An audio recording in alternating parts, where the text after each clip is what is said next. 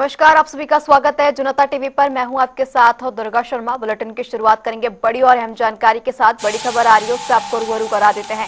अहम जानकारी चमोली से। यह अहम जानकारी, आज राज्य स्तरीय कार्यक्रम का आयोजन किया गया है। किसान दिवस 2025 के अवसर पर यह भव्य कार्यक्रम, इस कार्यक्रम में केंद्रीय कृषि मंत्री मुख्य अतिथि के रूप में शिरकत करेंगे। साथ ही मुख्यमंत्री पुष्कर सिंह धामी भी इस पूरे कार्यक्रम में प्रतिभाग करेंगे। मेला मैदान गोचर जनपद चमोली में ये कार्यक्रम होने हैं। चमोली में आज राज्य स्तरीय किसान दिवस कार्यक्रम का आयोजन किया गया। यह अहम जानकारी, आज किसान दिवस 2025 के अवसर पर उत्तराखंड के कई जिलों में कार्यक्रम आयोजित किए गए हैं। मुख्यमंत्री पुष्कर सिंह धामी भी इन कार्यक्रम में प्रतिभाग करेंगे। साथ ही मेला मैदान गोचर जनपद चमोली में कार्यक्रम का आयोजन होना है। चमोली में आज राज्य स्तरीय कार्यक्रम का आयोजन किया जा रहा है। किसान दिवस 2025 के अवसर पर ये भव्य कार्यक्रम आयोजित किए जा रहे हैं। इसी खबर पर ज्यादा जानकारी के लिए हमारे साथ हमारे संवाददाता यशराज आनंद हमारे साथ जुड़ चुके हैं। यशराज आनंद, यहाँ पर राज्य स्तरीय किसान दिवस के अवसर पर आज कई कार्यक्रम आयोजित किए जा रहे हैं। कार्यक्रम को लेकर क्या कुछ अपडेट? जी बिल्कुल, केंद्रीय कृषि मंत्री शिवराज सिंह चौहान का उत्तराखंड दौरा है। वहीं यदि बात करें तो 12 बजे शिवराज सिंह चौहान देहरादून के जौली ग्रांड एयरपोर्ट पर पहुंच चुके हैं और जहां उनका भव्य स्वागत भी किए जाने की तैयारी चल रही है। वहीं उसके बाद की यदि बात करें तो शिवराज सिंह चौहान गोचर में राज्य स्तरीय किसान दिवस के अवसर पर कार्यक्रम में शामिल होंगे और वहीं इस कार्यक्रम में मुख्यमंत्री पुष्कर सिंह धामी भी हिस्सा लेने वाले हैं। करीब शाम 4:15 पर शिवराज सिंह चौहान की दिल्ली वापसी हो जाएगी। लेकिन यदि बात करें तो केंद्रीय मंत्री शिवराज सिंह चौहान जो आज उत्तराखंड के चमोली जिले के गौचर में राज्य स्तरीय किसान दिवस कार्यक्रम में जो प्रतिभाग करने वाले हैं, वहीं कल की यदि बात करें तो कृषि मंत्री गणेश जोशी ने कार्यक्रम की तैयारियों का निरीक्षण किया था, जिसमें उन्होंने कहा था कि कार्यक्रम में किसानों के साथ सीधे संवाद का मंच बनेगा।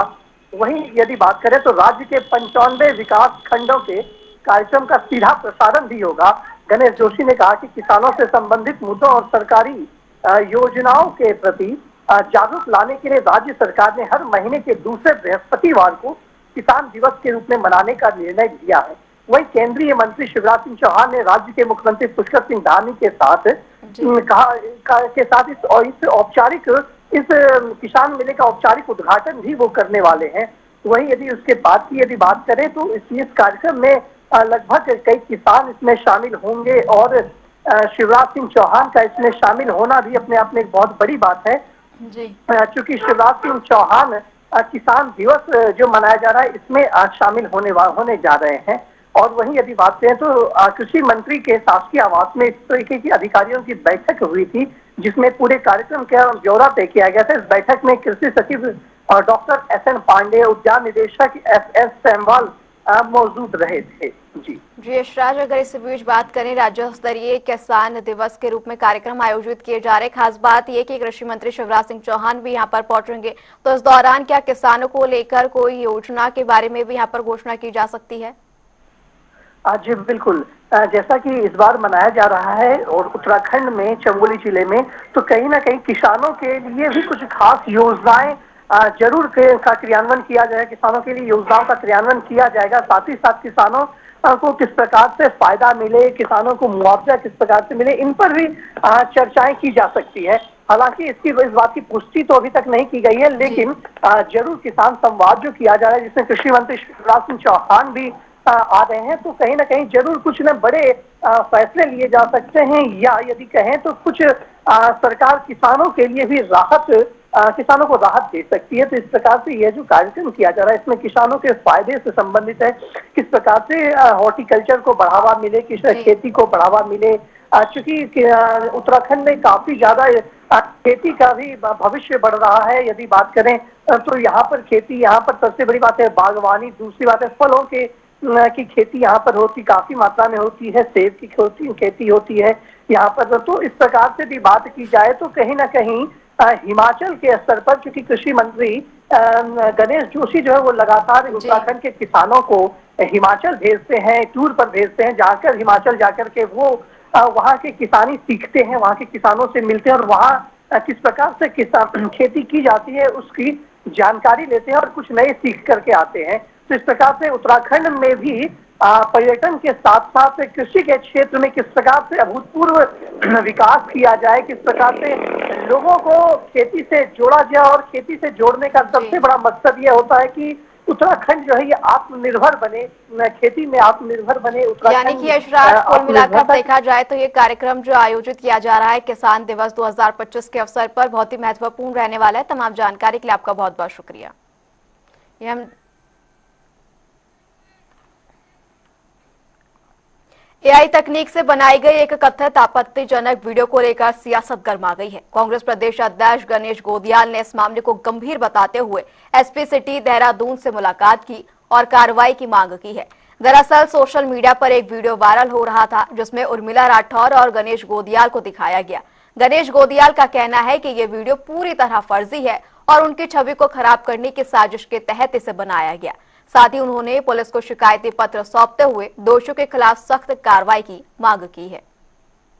और वो शिकायत मैंने इस रूप में दी है कि एक धाकड़ धामी पेज और एक वसूली अभियान मोर्चा पेज, ये दो पेज हैं जो आपस में लिंक हैं एक नंबर से, उनसे मेरे खिलाफ अनर्गल बातें फैलाई जा रही है।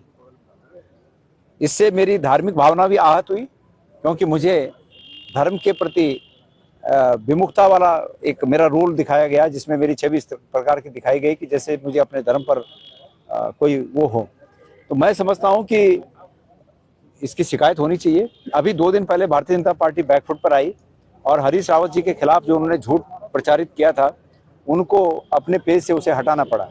और फिर मेरे खिलाफ भी जो ये अभियान जारी है वो भारतीय जनता पार्टी की बौखलाहट है। भारतीय जनता पार्टी जो असली मुद्दे हैं, जिन मुद्दों से राज्य पर प्रभाव पड़ता है, राज्यवासियों पर प्रभाव पड़ता है, उन मुद्दों पर कहीं नहीं टिकती, तो इस प्रकार के फजूल की बातें झूठ फैलाकर करती है।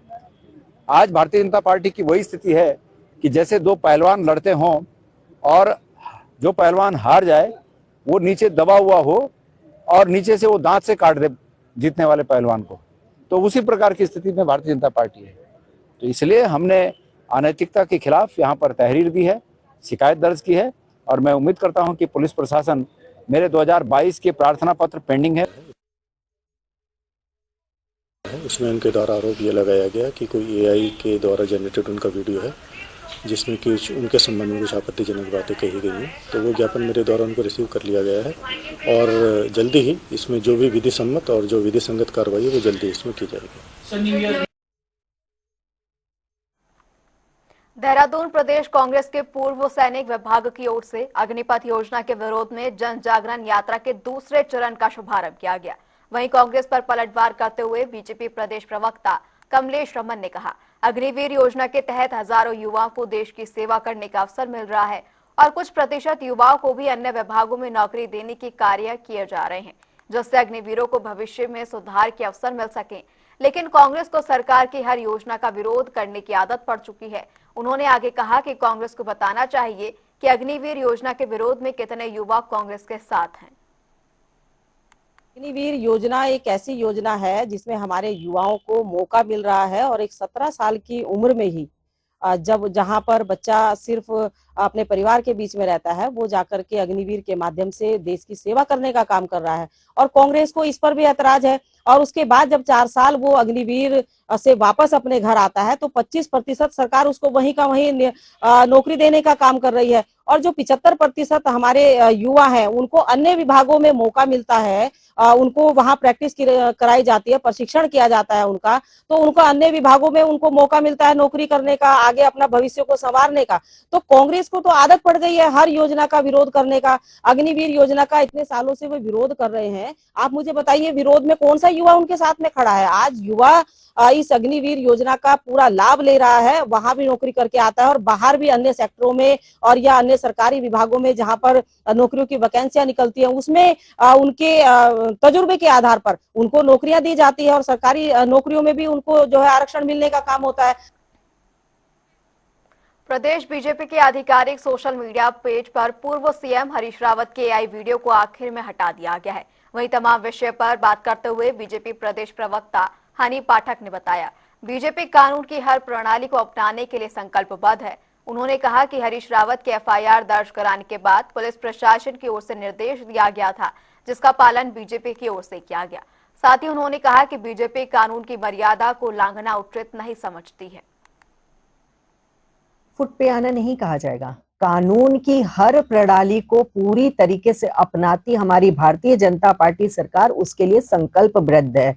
जिस प्रकार से इस चीजों को ये मामला पुलिस के पास जाता है, वहां पे एफआईआर दर्ज करी जाती, तो उसके तहत जो हमें निर्देश दिया गया पुलिस के द्वारा उस कार्य को हमने किया है। इसमें बैक फुट फ्रंट फुट वाली तो कोई बात ही नहीं है। इससे यह जाहिर होता है कि हम कानून की कितनी ज्यादा इज्जत करते हैं और कानून की हर मर्यादा को लांघना हम जरूरी नहीं समझते। तो उसको हम लोगों ने अपने बीजेपी के सोशल मीडिया पेज से हटा दिया है। लेकिन इसकी अगर दूसरी चीज को मैं बात रखना चाहूं तो ये कहा जाएगा कि हरीश रावत जी स्वयं का चेहरा उस वीडियो में देखकर बेचारे घबरा गए थे, क्योंकि यही वो शख्स है जिन्होंने एक सामुदायिक विशेष को लेकर छुट्टी का आदेश जारी किया था।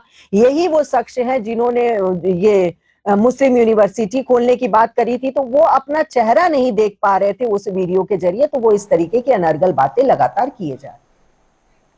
देहरादून में त्रिपुरा से आए 2 युवकों पर हुए नस्लीय हमले ने सभी को झकझोर कर रख दिया है।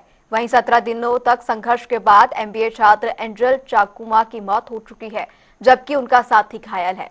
इस घटना के विरोध में उत्तर पूर्वी छात्रों ने कैंडल मार्च निकालकर न्याय की मांग की है।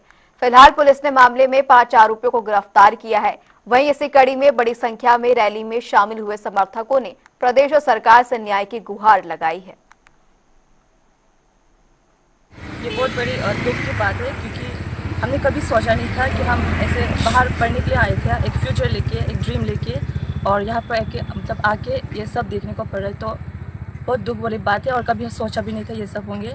तो हम अभी अपने सेफ्टी नहीं दिखते, तो हम वही चाहते हैं और रेसिज्म इसको एंड करना चाहते हैं, क्योंकि ये बस अभी नहीं है, हमेशा होते रही है। मेरे साथ भी हो चुका है फर्स्ट ईयर में, तो मैं चाहती हूँ ये बंद हो जाए और जस्टिस। हाँ, आज हमने एक कैंडल मार्च निकाला तो मतलब हमारे दोस्त को जस्टिस मिले बोल के हमने कैंडल मार्च सुद्धवाला सैलमैन फार्म से स्टार्ट किया। फिर हम सुद्धवाला चौक जाके हम लोग नंदा की चौकी होके आए, एक राउंड लगा लिया हम लोगों ने, ठीक है। वहाँ पे हमारे पास हम लोगों ने मतलब ये प्रूफ करना चाहते हैं हम लोग कि हम अकेले नहीं है यहाँ पे, कोई भी हम है तो हम साथ ही है सब कुछ। और मुझे ये बात बिल्कुल पता है अभी हम जो भी कुछ कर रहे हैं उत्तराखंड गवर्नमेंट देख रहा है, और मुझे उत्तराखंड गवर्नमेंट के ऊपर पूरा भरोसा है कि वो स्टूडेंट को कैसे देखते हैं और कैसे समझते हैं, मुझे वो पता है, क्योंकि बहुत सालों से ये सब हो रहा है। तो अभी वो इतना स्ट्रिक्टली इन सब चीज़ों के ऊपर देख रहे हैं, तो विश्वास हमेशा उत्तराखंड गवर्नमेंट के साथ हमारा रहा है और आगे भी रहेगा। लेकिन बात यहाँ पे आ जाती है कि जब नोटिस का बात आता है तो हर कोई डिपार्टमेंट एक अलग अलग वे से उसको आइडेंटिफाई करता है। मैं उत्तराखंड गवर्नमेंट को यही चाहूँगा, जैसे दूसरे स्टेटों का केस सॉल्व होता है यहाँ पे आराम से, चाहे आसपास के मान लीजिए यूपी बिहार के, वैसे ही हमारे भाई का भी केस कुछ ही दिनों में ऐसे ही अच्छे पूरी क्लीन एंड फाइन से सॉल्व होना चाहिए और बहुत जल्दी सॉल्व होना चाहिए। मैं यही रखूँगा विश्वास, और उत्तराखंड की सरकार से मुझे ये अनुरोध है कि वो देखे स्टूडेंट कितना सफ़र करते हैं यहाँ पे, और उस चीज़ को समझ के कुछ लॉ लाए, कुछ ऐसा कुछ करे जिससे हम यहाँ पे सिक्योर फील करें। Specially the girls, the womens who are from north east, they should feel secure. चलिए रुक करेंगे इसी बीच आ रही एक बड़ी और अहम जानकारी की ओर। बड़ी खबर आ रही है, उससे आपको रूबरू करा देते हैं। अहम जानकारी उत्तर पूर्वी छात्र पर हमले से जुड़ी ये बड़ी खबर है। बड़ी खबर उससे आपको रूबरू करा दे। सीएम पुष्कर सिंह धामी ने एंजल चकमा की मौत पर यहां पर दुख जाहिर किया। यह अहम जानकारी इस पूरे मामले पर मुख्यमंत्री पुष्कर सिंह धामी ने यहां पर दुख जताया है। इस पूरे मामले में 5 आरोपियों को अभी तक गिरफ्तार किया गया है। हालांकि एक आरोपी नेपाल फरार हो चुका है। त्रिपुरा सीएम और केंद्रीय गृह रक्षा मंत्रियों से भी मुख्यमंत्री पुष्कर सिंह धामी की बात हुई है।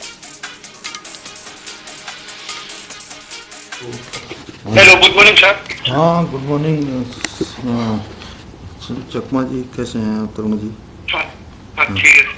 बहुत हमारा एक्चुअली में बहुत ही दुखद घटना हुआ, हम बहुत दुखी हैं इससे, और इस पर हमने बहुत सख्त कार्रवाई के लिए कहा है यहाँ पर, है ना। और 4-5 लोग जो भी इसमें थे बदमाश, 5 गिरफ्तार कर लिए गए हैं, जो भी इस घटना में जिन्होंने भी अपराध में किया है।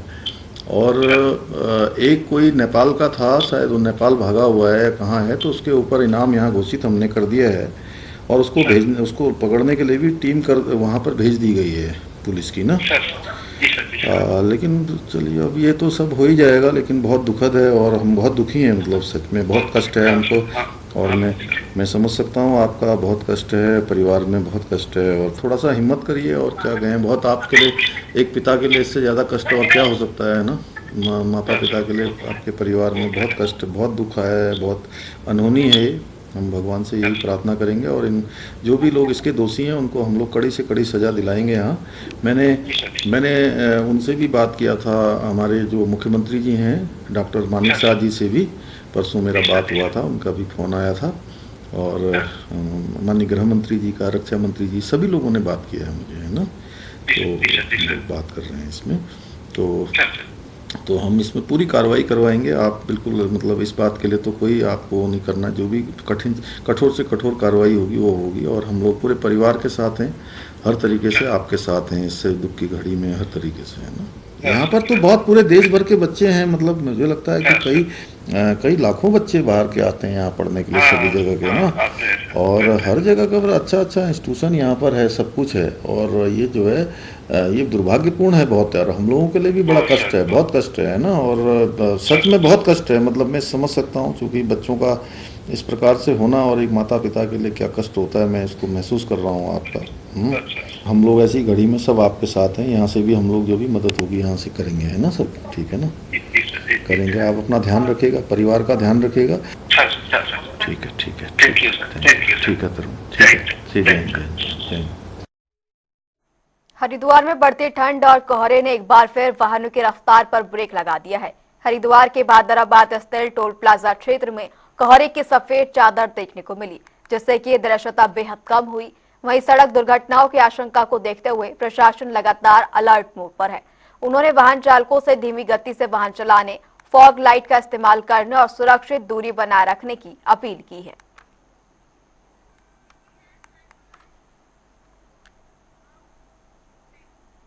वहीं हरिद्वार के लक्सर में हुए सनसनीखेज गोलीकांड की निष्पक्ष और पारदर्शी जांच के लिए एसएसपी ने बड़ा और अहम कदम उठाया। घटना से जुड़े हर पहलू की गहन पड़ताल के लिए विशेष टीम एसआईटी का तत्काल प्रभाव से गठन किया गया है। हरिद्वार क्षेत्र अधिकारी शिशुपाल नेगी के नेतृत्व में एसआईटी गठित कर पूरे मामले की जांच की जिम्मेदारी सौंप दी गई है। एसएसपी ने तथ्यपरक, निष्पक्ष और बिना किसी दबाव के जांच करने के स्पष्ट निर्देश दिए। वहीं एसआईटी में पथरी, बादराबाद और लक्सर के अनुभवी पुलिस अधिकारियों को शामिल किया गया है। साथ ही सीआईओ यूनिट की मदद से तकनीकी और खुफिया इनपुट भी इस जांच में जोड़े गए हैं।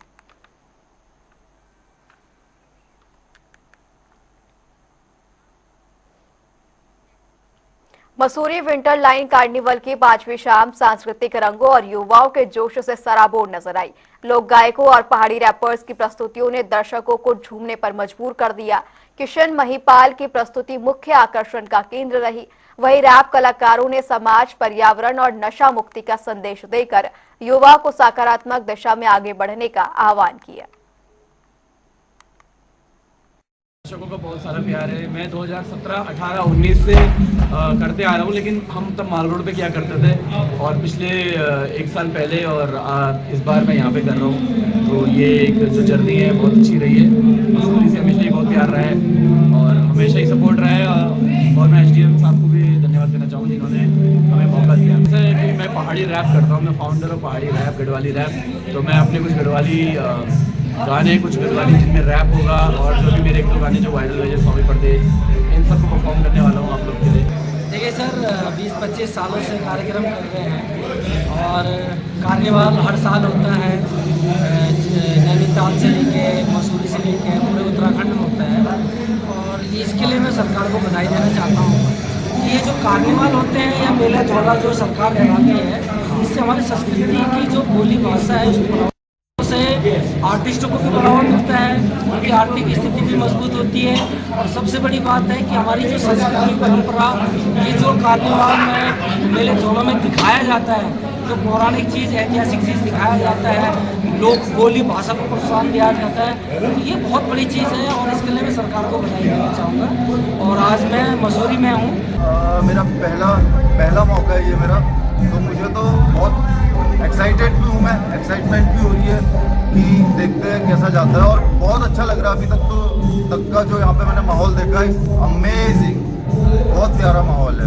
बेसिकली मैं एक हार्डकोर म्यूजिक आर्टिस्ट हूँ वैसे, लेकिन मैं ट्रैप भी कर लेता हूँ और मेरे जो लिरिसिज्म में मैं ज़्यादा ध्यान देता हूँ। मतलब जो आप बीती या समाज में देख रहे हैं या कभी कभी अपने स्ट्रगल जो अपनी ज़िंदगी है उसके बारे में मैं बयां करता हूँ अपने लिरिक्स के जरिए।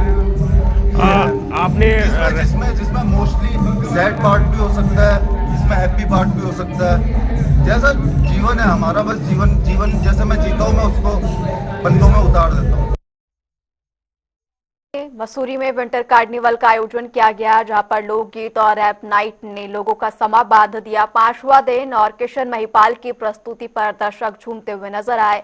मसूरी में लगातार विंटर कार्निवल का आयोजन किया जा रहा है और इस साल भी इसका आयोजन किया गया और 5वां दिन बेहद ही खास पर्यटकों के लिए और स्थानीय लोगों के लिए रहा, क्योंकि लोक संगीत और रैप नाइट ने लोगों का समा बांधा। किशन महिपाल की प्रस्तुति पर दर्शक झूमते हुए नजर आए। ये विंटर कार्निवल का ये 5वां दिन रहा, जहां पर तमाम लोक संस्कृति, रैप और तमाम चीजें यहां पर देखने को मिली।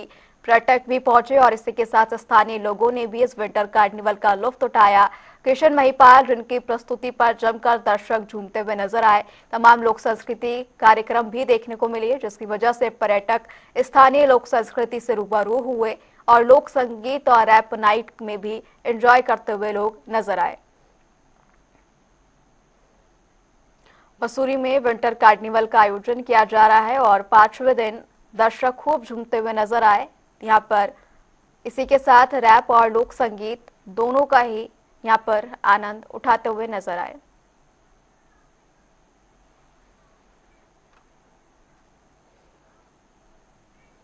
चलिए रुक करेंगे इसी बीच और एक बड़ी और अहम जानकारी की ओर। बड़ी खबर आ रही है, उससे आपको रूबरू करा देते हैं। सुप्रीम कोर्ट में केस की सुनवाई चल रही है। उन्नाव केस से जुड़ी ये बड़ी खबर, जहां हाईकोर्ट के आदेश पर सुप्रीम कोर्ट ने रोक लगा दी है। सेंगर की जमानत पर सुप्रीम कोर्ट की ये बड़ी टिप्पणी।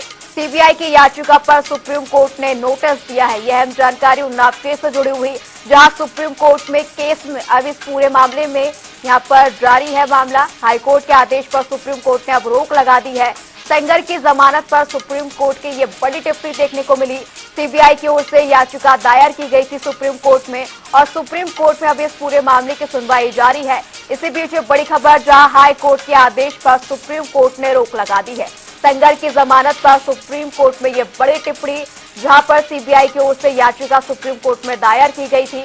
अब इस पूरे मामले में सुप्रीम कोर्ट में सुनवाई जारी है। हालांकि जमानत को लेकर सुप्रीम कोर्ट ने यहां पर बड़ा आदेश दिया और सुप्रीम कोर्ट ने यहां पर हाईकोर्ट की ओर से दिया गया बयान पर और जमानत पर रोक लगा दी है। सीबीआई की याचिका पर सुप्रीम कोर्ट ने नोटिस दे दिया है। ये बड़ी खबर उन्नाव रेप केस से जुड़ी हुई, जहां सुप्रीम कोर्ट में इस केस पर अभी सुनवाई चल रही है। इसी बीच हाईकोर्ट के आदेश पर सुप्रीम कोर्ट की ओर से यहाँ पर रोक लगा दी गई है। सुप्रीम कोर्ट का ये बड़ा फैसला, सीबीआई की ओर से दायर की गई उन्नाव रेप केस याचिका पर सुप्रीम कोर्ट ने ये बड़ा फैसला लिया है। सेंगर की जमानत याचिका पर रोक लगा दी है। हाईकोर्ट के आदेश पर सुप्रीम कोर्ट ने ये रोक लगाई है। सेंगर की जमानत पर सीबीआई की ओर से सुप्रीम कोर्ट में याचिका दायर की गई थी, जिसके बाद अब सुप्रीम कोर्ट ने ये बड़ी टिप्पणी की है इस पूरे मामले में। हालांकि अभी सुनवाई चल रही है। इसी बीच हाईकोर्ट के आदेश पर सुप्रीम कोर्ट की ओर से ये रोक लगा दी गई है। सेंगर की जमानत पर सुप्रीम कोर्ट की ये बड़ी कार्रवाई, जहां कुलदीप सेंगर की जमानत पर हाईकोर्ट ने फैसला दिया था, जिसके बाद सीबीआई ने सुप्रीम कोर्ट में इस फैसले को चुनौती देते हुए याचिका दायर की और अब इस पूरे मामले में आज सुनवाई चल रही है। और इसी बीच हाईकोर्ट की ओर से बड़ी टिप्पणी इस पूरे मामले में, जहां सीबीआई की याचिका पर सुप्रीम कोर्ट ने अब नोटिस दिया है। सुप्रीम कोर्ट में इस पूरे मामले की सुनवाई जारी है। हाईकोर्ट के आदेश पर सुप्रीम कोर्ट ने रोक लगा दी है। ये बड़ी जानकारी, सेंगर की जमानत पर सुप्रीम कोर्ट ने ये बड़ी टिप्पणी की है। कुलदीप सेंगर को यहाँ पर जमानत हाईकोर्ट की ओर से दी गई थी। अब इस पूरे मामले पर सीबीआई की ओर से याचिका सुप्रीम कोर्ट में यहाँ पर दायर की गई।